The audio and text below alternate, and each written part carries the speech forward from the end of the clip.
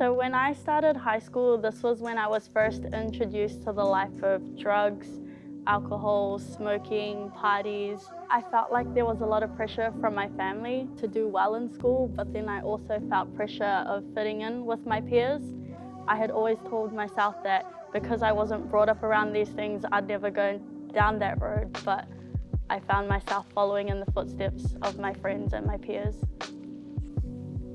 I think it was in year 10 when I first started cutting myself. I knew that I had a lot of pressure to deal with, but I also thought to myself that I was someone that would never go down that path. For me, it was my escape.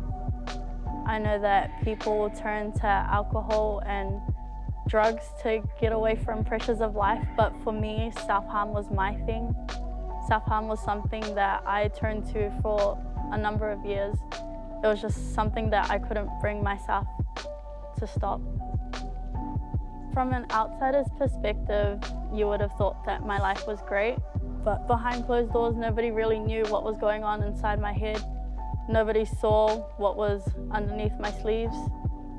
No one saw the amount of times I would be scared, be crying, be afraid that I was going to fail or that I was dealing with so many battles and thoughts in my mind.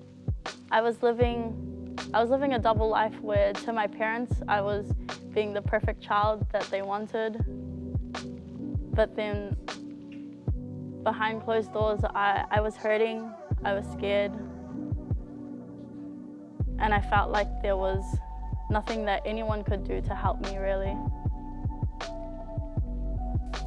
I thought that self-harm would be my escape. I thought that alcohol would be my escape. I thought that drugs could even be my escape, but it turns out it wasn't. I found the great escape. I found hope, I found joy, I found love, and I don't have to pretend to be someone that I'm not.